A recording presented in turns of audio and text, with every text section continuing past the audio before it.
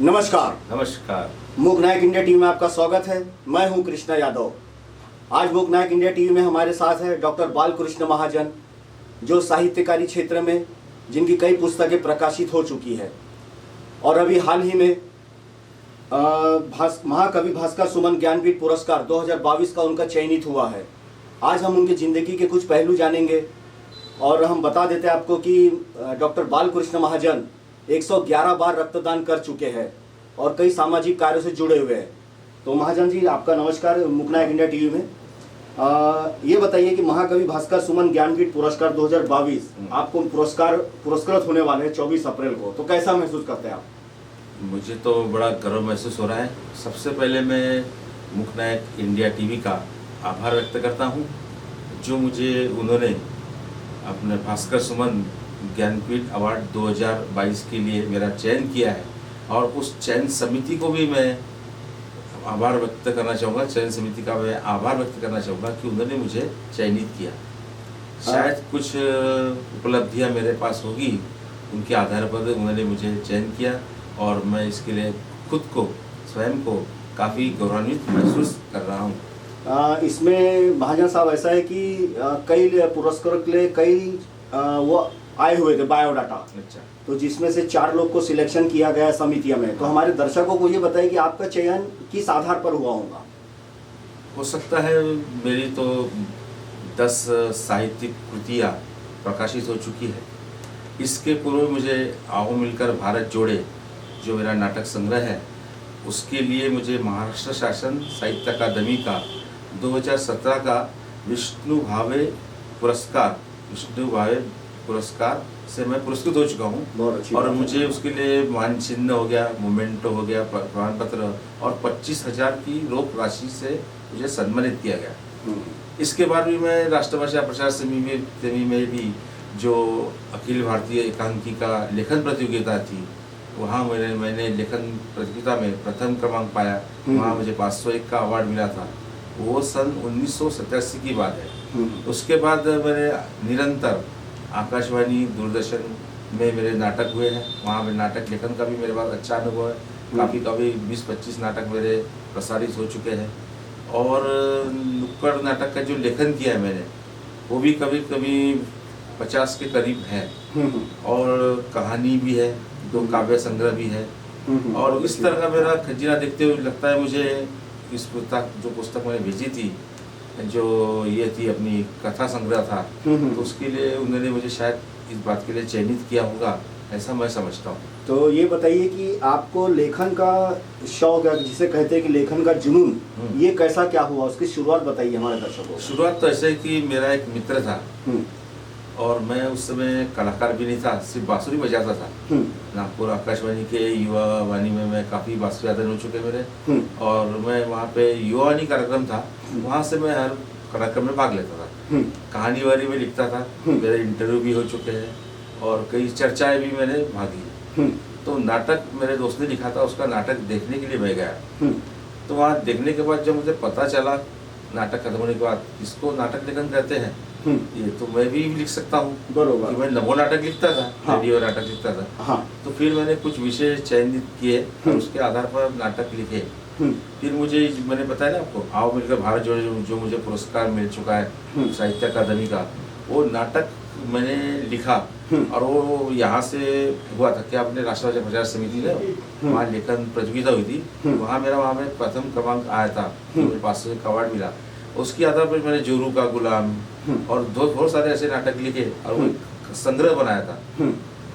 उसके बाद मेरे लेखन की ललक जो थी मेरी आगे बढ़ती लगातार चलती गई।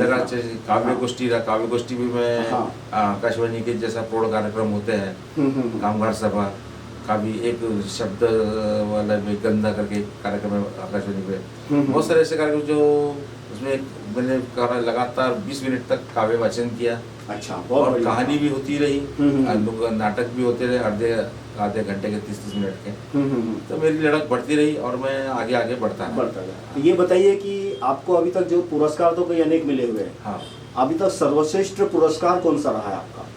जैसा एक तो महाराष्ट्र अकादमी जो मिला हुआ है, इसके बाद मुझे ये अपना भास्कर सुमन जी का जो ज्ञानपीठ अवार्ड 2022 ये मेरे लिए काफ़ी महत्वपूर्ण है, क्योंकि जहाँ हम रहते हैं संतरा नगरी, संतरा नगरी के में अपने स्वयं के गांव में अगर हम लोग को पुरस्कृत किया जाता है तो बहुत बड़ी बात होती है। बरोबर, बहुत अच्छी बात कही आपने। हाँ, इसलिए अपने ग्राम में, अपने जगह में, अपने साथियों के साथ, अपने परिवार के साथ और अपने साहित्यिक माहौल में अगर हमको पुरस्कृत किया जाता है तो हमारे लिए बहुत बड़ी बात होती है। बहुत अच्छी बात है। और ऐसा पुरस्कार मुझे अभी तक नहीं मिला है। हाँ, जो मिला है वो बाहर ही मिला है। हाँ, अच्छा। हम बाहर जंगल में मोर नाचा किसने देखा? बरोबर, सही बात है। अगर हमारे सामने नाचता है मोर तो हम चलेंगे, बहुत अच्छा। बहुत खुशी की बात है। नागपुर नगरी तो मुझे अच्छा लगे, नागपुर नगरी संतरा नगरी में अपना इतना बड़ा भास्कर सुमन जी का जो अवार्ड मिला ज्ञानपीठ 2022, और उसमें 4 लोगों में मेरा भी चयन हुआ है, तो मेरे लिए काफी गर्व की बात है। और मैं अभी भी उनका धन्यवाद देता हूँ कि मुझे उन्होंने इस पुरस्कार के लिए योग्य समझा। देखने में ये भी आया कि आप सामाजिक क्षेत्र में भी काफी उल्लेखनीय कार्य करते रहते हैं। हाँ। और अभी तक आपने रक्तदान भी काफी मात्रा में की हुई, तो आप हमारे दर्शकों को बताइए मुकनायक इंडिया टीवी के कि आपने अभी तक कितने बार रक्तदान किया है और उसका क्या इफेक्ट है आपके, कैसा महसूस करते हैं आपको? ये बहुत ही अच्छा सवाल पूछा आपने, जो मेरे जिंदगी से निगड़ित है। और मेरे जो लोग बोलते हैं हॉबी है ना, आपका छंद क्या है, आप किसे पसंद करते हैं, तो मैं बचपन से ही मेरे ऊपर रक्तदान का प्रभाव पड़ा। एक जुनून था आपको? एक जुनून था, प्रभाव पड़ा है। और उसमें मेरा पारिवारिक जो वातावरण है घर का भी उससे काफी मेलजोल खाता है। हाँ, बरोबर। हमारे घर में जैसे कोई हमारे दादा थे, मेडिकल कॉलेज में भर्ती हुए थे, उस समय उनको 4 बॉटल मिली थी। अच्छा। एक बॉटल मिलने में जरा दिक्कत आ गई। और मैं छोटा था, उस समय अपना रक्तदान नहीं कर सकते थे, लेकिन मन में तो ग्रंथि आ गई थी, अगर मैं बड़ा होता तो जरूर रक्तदान करता और उनको जिंदगी जीने में उनको जो उनकी जिंदगी बच जाती तो उसमें सहयोग मिल जाता था। यानी कह सकते हैं कि वहाँ से आपको प्रेरणा मिली। दूसरी प्रेरणा ऐसे कि मैं एनसीसी में था। 1978 की बात है। हम बोरगांव रेंज फायरिंग के लिए जा रहे थे, तो बीच में एक एक्सीडेंट दिखा कार का, इसमें काफी लोग हताहत हुए थे, 4 लोग हताहत हुए थे और उसमें काफी उनका ब्लड गया था। अच्छा। अब वहाँ भी हमने लोगों ने कार, हमारा जो ट्रक था उसको रुकवाया और उनको नजदीकी अस्पताल में भर्ती किया। अच्छा। भर्ती करने के बाद वहाँ बोला कि पहले तो अभी जो ब्लड लगता है वो टेस्ट करते हैं, उसके बाद ही चढ़ाते हैं। अब उस समय वैसा नहीं था। उस समय ऐसा कि वार्म ब्लड जैसा आप मैन टू मैन डायरेक्ट दे सकते थे। तो हमने फिर हमसे पूछा गया कौन देना चाहता है, तो मैं सबसे पहले मैं दूंगा, नाम दिया। 4-5 लोगों ने हमने ब्लड दिया। उसके बाद ब्लड होने के बाद हम तो फिर एनसीसी के हमारा जो आखिरी समय रहता है कैंप फायर, हम बाकी भूल गए कि कब ब्लड दिया, क्या दिया। अच्छा। कैंप फायर के समय वो लोग हमें ढूंढते हैं। अच्छा। और हमारा फिर हमें पूछे किसने ब्लड दिया था, तो हम सम्मानित करना चाहते हैं। अच्छा, क्या बात है। तो फिर हम 4 लोग थे, तो उन्होंने 50 रुपए दिए थे पॉकेट में। अच्छा। एक गोल्ड मेडल दिया था और नाश्ते का थोड़ा सामान दिया था।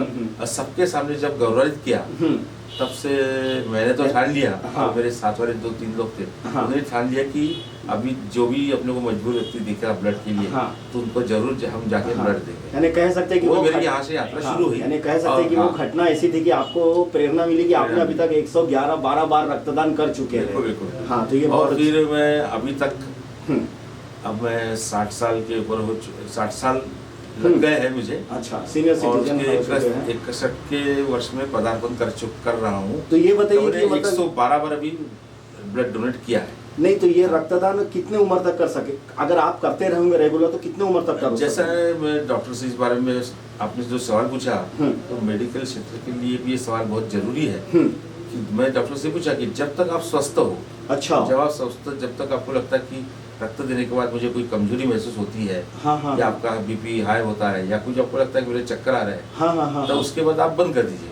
अच्छा। बोला ऐसा कोई मौका तभी ऊपर वाले की दया से अभी तक तो नहीं आया। तो मैं बोला जब तक स्वस्थ रहूं तब तक खून देता रहूंगा। बरोबर। यानी ये कह सकते हैं कि आपने अंतिम समय तक, अंतिम स्वास्थ्य सामाजिक अच्छा चल रहा है, तो बिल्कुल रक्त देते रहेंगे। बिल्कुल। अभी 112 बार मैंने किया था। अब और आगे करूँ 14 जून को जो हमारा जागतिक विश्व ब्लड डोनर डे रहता है, तो उस समय में भी एक बार ब्लड देने की इच्छा 112 हो जाएगा मेरा, और ऐसे चलता रहेगा। तो ये रक्तदान में आपको सर्वश्रेष्ठ पुरस्कार कौन सा मिला हुआ है? रक्तदान के क्षेत्र में मुझे हमारी एक संस्था है जीवन ज्योति ब्लड बैंक है, उन्होंने मुझे रेड एम्बेसडर 2018 का अवार्ड दिया। अच्छा, ब्रांड एम्बेसडर, हाँ। बहुत बढ़िया। इसके पहले मैं जो रेलवे में काम करता था, अभी हाँ। तो रिटायर हो चुका हूँ। हाँ। तो मुझे 2006 और 2008 में हाँ। हमारा महाप्रबंधक का एक पुरस्कार आता है, वो अवार्ड मुझे मिला था। उसमें 1500 रुपये मिले थे। अच्छा। और प्रमाण पत्र हमारे जो महाप्रबंधक है उनके हाथ से सम्मानित होने का 2 बार मौका मिला। शुरू में 25 बार मैंने ब्लड दिया था, तो मुझे फिर मेडिकल कॉलेज में सम्मानित किया गया। एक 75 में जब मैंने ब्लड डोनेशन किया था, हाँ। तो वहाँ मुझे एक जयपुर की संस्था है जो हैंडीकैप दिव्यांग लोग चलाते हैं। हाँ हाँ हाँ, बरोबर। तो वहाँ उन्होंने मुझे वहाँ पे जाके जयपुर में सम्मानित किया और ट्रॉफी दिया और बहुत अच्छा लगा। अच्छा। हाँ, इस तरह मेरा ये प्रयास शुरू है। हाँ। अभी जो अवार्ड मिलने जा रहा है डॉक्टर बाबा साहब अम्बेडकर के भास्कर सुमन जी भास्कर सुमन जी ज्ञानपीठ अवार्ड जो है, हाँ, तो वो मुझे भी काफ़ी गौरवान्वित है। और वो शायद वो साहित्य है या ब्लड डोनर है, सामाजिक सेवा, सबके लिए हाँ, लगता है मुझे ज़्यादा संगठित ये अवार्ड मुझे मिल रहा है। तो ये गौरव की बात है। ये डॉक्टर बालकृष्ण महाजन जो आज हमारे स्टूडियो में बने हुए हैं, आज देखा जाए तो क्षेत्र में, शहर में या दुनिया में कोई एक गिलास पानी के लिए मना करता है, लेकिन ये 111 बार रक्तदान कर चुके हैं। तो ये हमारे साथ आज स्टूडियो में बने हुए डॉक्टर बालकृष्ण महाजन, और आगे भी हम इनसे भी जानेंगे कि अभी ये पुरस्कार, ये तो आपने सब सामाजिक कर, आगे की क्या प्लानिंग है, आप हमारे दर्शकों को बताइए। आगे तो मैं आपको जानता हूँ, ये जैसा हमारा हिंद उजाला टीवी न्यूज चैनल है, अभी हम विगत 2 साल से कोरोना के महामारी के कारण काफ़ी लोग त्रस्त थे, चाहे वो स्वास्थ्य के बारे में हो, हमारी सारी गतिविधियां ठप हो चुकी थी, नाटक क्षेत्र, कला क्षेत्र पूरा ठप बैठ गया था। बरोबर। तो मुझे अच्छा लगा कि हमने इस बारे में कुछ करना चाहिए। तो हमारे मित्र थे, उनका एक स्टूडियो था और कैमरे की व्यवस्था थी, तो सबसे पहले हम उनको भी आर्थिक मदद हो जाएगी। और ऐसा करके हमने एक पहले एक इंटरव्यू दिया था मैंने, बहुत अच्छा 2 साल पहले। और उसके बाद हमने जैसे समसामयिक विषय है, हाँ, जैसा कोरोना हो गया, जैसा विश्व एड्स दिवस हो गया, हाँ, अपने बच्चों का बालक दिन हो गया, हाँ, 15 अगस्त का है, नई आज़ादी की, और बच्चों के लिए जो पीड़ित थे लोग, हाँ, मोबाइल से एकदम ये हो गए थे, हाँ, अरे मोबाइल छोड़ना नहीं चाहते थे। तो वो हमने भी वीडियो देखे थे, काफी हाँ, चर्चित वीडियो रहा आपका। हाँ, अभी नववर्ष के लिए भी एक हाँ, अच्छा मैसेज दिया था। बरोबर। हाँ, ऐसे हम भी, और कॉमेडी में जो हमारा विनोदी जैसा है, अभी हमारा 2014 जो फरवरी था, हाँ, वैलेंटाइन डे, होकी प्यार की जीत करके हाँ, था, और अप्रैल फूल बनाया। हाँ, ऐसे हम कुछ हास्य भी हाँ, से संबंधित भी, हाँ, कुछ टेलीफिल्म जो हाँ, रहती, जो अपने यूट्यूब वीडियो पर हमारी काफ़ी चल रही है, और दर्शकों ने उसने काफ़ी लाभ दिया है। यानी कह सकते हैं कि हाँ, कलाकार की क्षेत्र जो बंद हो गई थी, तो कम से कम यूट्यूब के माध्यम से आपको मौका मिला। हाँ, मौका और मिला, आपने अपने हाँ, अभिनय को, क्षेत्र को बरकरार रखा। बिल्कुल बरकरार। ये बहुत अच्छी बात है। और कुछ नई जनरेशन को कुछ संदेश देना चाहेंगे आप? नई जनरेशन को वही है कि आप निराश ना हो, क्योंकि जब घना अंधेरा होता है तो उजाले की किरण सुबह निकलती है। अभी हो गया हमारा 2 साल कोरोना में बीत गए, घना अंधेरा था, बरोबर, लेकिन अभी जो खुल गया है, एक वातावरण खुल गया था, उसका लाभ लीजिए। और अपने आजू बाजू जो भी घटनाएं घटती है, हाँ, बड़ी होती है, उसके बारे में आप कहीं भी कर सकते, चौराहे पे कर सकते, नुक्कड़ 2 व्यक्ति को पकड़ के 2 व्यक्ति कर सकता है नुक्कड़ नाटक, 1 व्यक्ति, सिंगल व्यक्ति भी कर सकता है, बरोबर, चाहे तो, मन में इच्छा हो तो कुछ भी कर सकता है। सही। तो वैसे हम 4-5 व्यक्ति मिले तो क्या नहीं कर सकते, तो आप ऐसा जन जागरण का कार्यक्रम शुरू कीजिए। अभी हमारे अगले इसमें 2-4 माह में चुनाव आ रहा है, हाँ, तो चुनाव के बारे में आप मतदाताओं को जागरूकता प्रोग्राम आप हाथ में लीजिए। जरूरी नहीं कि आप किसी पार्टी के हो, या अपने खुद का एक क्या बोलते एक अभिनय करके, हाँ, अपनी कहानी बना, जन जागृति करिए। मतदाता बोले कि आप किसको वोट दे रहे हैं, अच्छे व्यक्ति को वोट दो, चाहे 5 साल में आपको अपने साथ जुड़ा रहे, हम उनके साथ जुड़ सकते हैं। ऐसे कोई भी विषय ले रहा हो, ऐसा नहीं है कि आप स्वास्थ्य के संबंध ले सकते हो, हर समय साथ में कोई ना कोई, अभी गर्मी का सीजन है, धूप काला है, इसमें आप जन जागृति दे सकते हैं कि अगर हम बुखार में बाहर निकले तो हमको लू भी लग सकती है, हमारा दिन में 3 बार कैसा रहना है, और आपको क्या क्या सावधानी लेनी है, इसके बारे में आप तो कहीं भी आप जागरूकता कर सकते हैं। उसकी जरूरी नहीं कि आपको टीवी चैनल हो। एक चीज ये देखने में आता है कि आपने 111 से 12 बार रक्तदान कर चुके हैं, लेकिन आपके शरीर में कोई फर्क नहीं आया है, तो आप अपने शरीर को कैसे मेंटेन करते हैं? ये आपने जो सवाल पूछा, ये मुझे काफी लोग भी सवाल पूछते हैं। देखने में मैं देखो अभी भी स्वस्थ लग रहा हूँ, अब लोग की वो धारणा है हाँ कि रक्तदान देने से आदमी कमजोर हो जाता है, हाँ। लेकिन ऐसा नहीं है। देखो, आप जितना आपका रक्त जाता है 24 घंटे में आपको वापस आ जाता है। अच्छा। और उसके बाद आप जो भी खान पान करते हैं अपना रोज का ही, ऐसा कुछ अलग से खान पान करने की जरूरत नहीं है। हम दाल सब्जी रोटी राइस, अरे जो चपाती खाते हैं, जो भी खाते घर का घरेलू खाना, तो रक्तदान देने के बाद तो तुरंत लग जाता है कि आपकी भूख बढ़ जाती है। अब मेरा ही वजन जो था 115 के करीब हो गया था, तो मैं जरा डर गया कि जो भी खाना वो लग ही रहा है, कम होने का नाम ही नहीं। फिर धीरे धीरे धीरे कम होने का मैंने सोचा है, लेकिन फिर आया था 90 तक, लेकिन 90 से अभी तक कम नहीं हो पाया। अच्छा। आपका जो कहने का मतलब है कि रक्तदान देने से आपको कोई भी कमजोरी नहीं आती। अच्छा। बस आप एक संकल्प लीजिए और उसको शुरू कर दीजिए।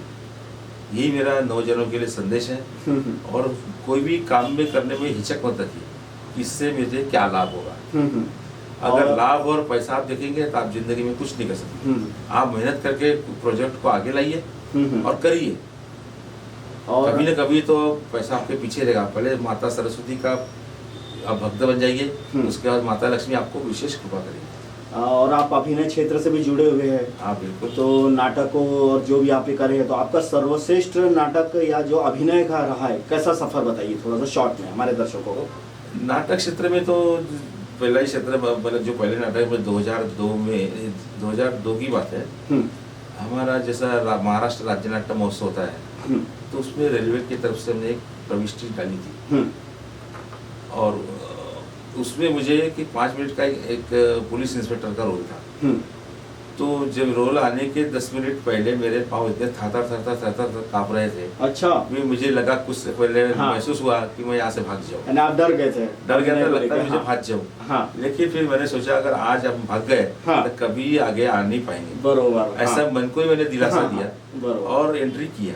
अच्छा। एंट्री किया तो जैसे मेरे थर करके एंट्री हुई, पुलिस इंस्पेक्टर कैसा कांपता है, लोग हंसने लगे। हंसने लगे तो मुझे जोश आ गया। अच्छा। अरे ये हंसने लगे तो अब तो अच्छा है, अपन अपने डरने की जरूरत नहीं है। फिर मैंने अच्छा निरीक्षक का रोल किया और 5 मिनट में काफी लोगों को हंसाया। अच्छा। बाहर आया। बाहर आने के बाद लोगों ने मेरा बहुत अभिनंदन किया। अच्छा। और बोले कि अरे आप तो अच्छा कर सकते हैं। फिर मैंने झूठ लिया कि अरे भैया अपन तो अभिनय कर सकते हैं। अच्छा। तो वहाँ से धीरे धीरे करते करते आप जो बोले सर्वश्रेष्ठ नाटक कौन सा है, तो रेलवे में मेरे जो संपार पटक रहते हैं, जहाँ अनमैन गेट रहते हैं, या कोई फाटा वाला नहीं था, वहाँ पे दुर्घटना काफी होती है रेलवे का जो रेलवे के। तो उसमें जो ए भाई जरा देख के चलो, एक ड्रामा है मेरे लिए सर्वश्रेष्ठ ड्रामा है। अच्छा। उसके लिए हम जमुना मदारी के माध्यम से काफी पूरे गांव में, बस स्टैंड हो गया, रेलवे स्टेशन, गांव में जाके उनके साथ रह के शो किए। अच्छा। तो मेरे लिए वो अच्छा अनुभव रहा कि वहाँ मैंने ये जनता के सामने अच्छा इतने करीब होते, जैसे 4-5 फीट पर हम कर रहे हैं, तो वहाँ मेरी हिम्मत भी बढ़ गई। अच्छा। और मेरे बहुत सर्वश्रेष्ठ वहाँ से अभिनय की शुरुआत हुई और आपने जन जागृति के जैसे कार्यक्रम शुरुआत की। हमने 600 के करीब ये नाटक प्रयोग। 600? हाँ, बहुत बढ़िया बात है। बाकी भी नुक्कड़ नाटक और भी थे। कला सागर में किए हमने, में किए, चिराग संस्था में भी आप काफी जुड़े हुए हैं। 2 सब बढ़ के 600 करीब किए। फिर मैं भी फिर मुझे एक शौक और लग गया। अब नुक्कड़ नाटक करते कभी कभी सामाजिक विषय आते थे, जैसा अभी तंबाकू के ऊपर नाटक चाहिए। अच्छा। हमारा स्क्रिप्ट नहीं होती थी। फिर मैंने मुझे दोस्तों ने बोला कि यार आप भी स्क्रिप्ट लिखो यार, बोले। अच्छा। तो ऐसे स्क्रिप्ट लिखते लिखते आज मेरी कम से कम 40 से 50 नुक्कड़ नाटक की स्क्रिप्ट हो गई। यानी आप लेखन भी कर लेते हैं? बहुत अच्छी बात। और हमने यूट्यूब पे भी जो 15 हमारे यूट्यूब चैनल एपिसोड हो चुके हैं। अब मेरी लगन बढ़ चुकी है। और मेरे 12वीं पुस्तक भी अभी जल्दी आ जाएगी। अच्छा। 11वां का खत्म हो रहा है काम। 12वीं पुस्तक काम में शुरू कर। और रक्तदान कितना हो चुका है अपना अभी तक? रक्तदान भी 111 हो चुका है। 111 हो चुका है। 112 जून में करूंगा। और 12वीं पुस्तक भी मैं जून में शुरुआत करूंगा। ऐसा मेरा लगे 12-12 का अच्छा 12-12 का टारगेट। तो ये डॉक्टर बालकृष्ण महाजन आज हमारे मुकनायक इंडिया टीम में बने हुए हैं, जिन्होंने अभी तक 111 बार रक्तदान कर चुका और जिनकी 12वीं पुस्तक भी प्रकाशित होने वाली है। और अभिनय क्षेत्र में भी इनका काफ़ी योगदान रहा है। कई नाटकों में भी ये अभिनय कर चुके हैं और कई सर्वश्रेष्ठ पुरस्कार भी ले चुके हैं। और अब हाल में इनको महाकवि भास्कर सुमन ज्ञानपीठ 2022 का पुरस्कार मिल रहा है। तो एक आखिरी सवाल बस यही कि एक पुरस्कार ये आपको मिल रहा है डॉक्टर बालकृष्ण महाजन साहब, तो हमारे दर्शकों को एक बार बता दीजिए कि आप कैसा महसूस कर रहे हैं? अरे महसूस तो महसूस कर ही रहा हूँ, लेकिन लोगों में एक मेरे बारे में गलत फहमी है। बताइए। आप डॉक्टर लिखते हैं, आप ब्लड भी दे रहे हैं, तो क्या आप MBBS MD है?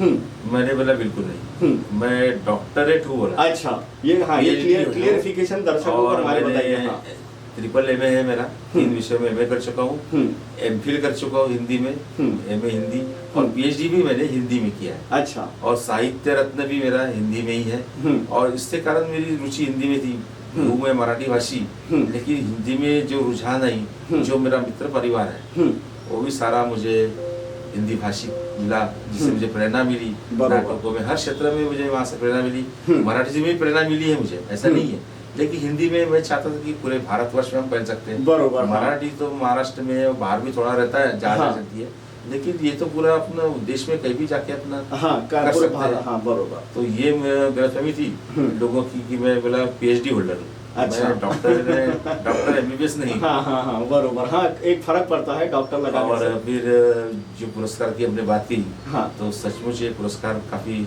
गौरवान्वित मुझे करेगा। जब मुझे अभी 24 तारीख को जो मिलने जा रहा है, तो मैं इसके जो आयोजक है डॉक्टर भास्कर सुमन जी, जिनके नाम से ये ज्ञानपीठ पुरस्कार 2022 है, उनका भी धन्यवाद करता हूँ।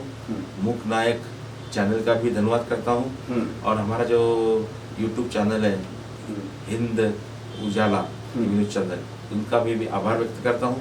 और मेरे सामने आप जो इंटरव्यू देने बैठे हैं, तो उनका आभार नहीं करूँगा तो फिर आप इंटरव्यू प्रसारित नहीं करोगे, ऐसा मुझे लगता है। और एक आपका भी आभार। हाँ, एक आखिरी प्रश्न कि अभी तक आपने 111 बार रक्तदान कर दिए, तो जीवन का अंतिम समय तो सभी का है, बिल्कुल, सभी को एक दिन दुनिया से अलविदा कहना है, तो आप टारगेट कितना रखते हैं? ऐसा नहीं, टारगेट का अभी तो मेरा जो 100 का था, हाँ, उसके बाद ऐसे टारगेट कुछ मैंने रखा नहीं है। फिर भी एक अंतिम समय तक देखता हूँ मैं 125। अच्छा, तो मेरा अभी चल रहा है, क्योंकि 111 चल रहा है। हाँ, जून में 12 हो जाएगा, गोल्डन जुबली, सिल्वर जुबली तो क्रॉस कर ही लिया, 2 साल मुझे लगेंगे। हाँ, तो मैं चाहता हूँ कि मेरे जो 65 वर्ष है, 65 वर्ष तक अगर स्वस्थ रहा, तो वहाँ तक मैं रक्तदान करता रहूँगा। तो ये कहने का मतलब ये है कि और उसके बाद फिर उसका रक्तदान शिविरों का आयोजन में अपना पूरा लगा सामाजिक क्षेत्र में, यानी कह सकते हैं कि आज की जनरेशन को ये सबक लेना चाहिए कि जब आप जैसे सामाजिक क्षेत्र में यहाँ तक सफर निकालने में रक्तदान कर चुके हैं, तो नई जनरेशन ने तो इसके लिए एक समय ऐसा आना चाहिए। हम मुख नायक इंडिया टीवी की तरफ से हम एक अच्छा, मैं ये कहना चाहूँगा कि आपको मैं कुछ हास्य भी कुछ टेलीफिल्म जो रहती जो अपने YouTube वीडियो पर काफी चल रही है, और दर्शकों ने उससे काफी लाभ दिया है। यानी कह सकते हैं कि कलाकार की क्षेत्र जो बंद हो गई थी, तो कम से कम YouTube के माध्यम से आपको मौका मिला और आपने अपने अभिनय को क्षेत्र को बरकरार रखा, ये बहुत अच्छी बात है। और कुछ नई जनरेशन को कुछ संदेश देना चाहिए? नई जनरेशन को वही है कि आप निराश ना हो, मैं तो दे रहा हूँ, क्योंकि जब घना अंधेरा होता है चाहिए, तो उजाले की किरण सुबह निकलती है। अभी हो गया हमारा 2 साल कोरोना में बीत गए, घना अंधेरा था, लेकिन अभी जो खुल गया है, एक वातावरण खुल गया था, उसका लाभ लीजिए, और अपने आजू बाजू जो भी घटनाएं घटती है, विशेष पार्टी होती है, उसके बारे में आप किसी का कहीं भी कर सकते हैं। चौराहे में कर सकते हैं, 2 व्यक्ति को पकड़ के 2 व्यक्ति कर सकता है नुक्कड़ नाटक, एक सिंगल व्यक्ति भी कर सकता है, चाहे मन में इच्छा हो तो कुछ भी कर सकते हैं। तो ऐसे हम 4-5 व्यक्ति मिले तो क्या नहीं कर सकते, कम से कम ऐसा जनजागृति का कार्यक्रम शुरू कीजिए। अभी हमारे में 2-4 माह में चुनाव आ रहा है, तो चुनाव के बारे में आप मतदाताओं को जागरूकता प्रोग्राम आप हाथ में लीजिए। जरूरी नहीं कि आप किसी पार्टी के उससे या अपना खुद का एक्स्ट्रा रखिए कि मुझे एक दो तो मुझे मिल जाए, क्या बोलते हैं अभिनय करके अपनी कहानी जन जागृति करिए। मतदाता बोले कि आप किसको वोट दे रहे हैं, अच्छे व्यक्ति को वोट दो, 5 साल में आपको साथ जुड़ा रहे, हम इसके साथ जुड़ सकते हैं। ऐसे कोई भी विषय ले रहा हूँ, ऐसा नहीं है कि आप स्वास्थ्य समझ ले सकते हो, हर समय साथ में कोई ना कोई अभी गर्मी का पाला है, इसलिए आप जन जागृति दे सकते हैं कि अगर हम बुखार से बाहर निकले तो हमको लू भी लग सकती है, और दिन में 3 बार कैसा रहना है, और आपको क्या क्या सावधानी लेनी है, इसके बारे में आप तो कहीं भी आप जागरूकता कर सकते हैं। जरूरी नहीं है। एक चीज ये देखने में आता है कि आपने 111 से 12 बार रक्तदान कर चुके हैं, लेकिन आपके शरीर में कोई फर्क नहीं आया, तो आप अपने शरीर को कैसे मेंटेन करते हैं? ये आपने जो सवाल पूछा, ये मुझे काफी लोग भी सवाल पूछते हैं। देखने में मैं देखो अभी भी स्वस्थ लग रहा हूँ। अब लोग की वो धारणा है कि रक्तदान देने से आदमी कमजोर हो जाता है। हाँ, लेकिन ऐसा नहीं। देखो आप जितना आपका रक्त जाता है 24 घंटे में आपको वापस आ जाता है। अच्छा। और उसके बाद आप जो भी खान पान करते हैं अपना रोज का ही, ऐसा मुझे अलग से खान पान करने की जरूरत नहीं है। हम दाल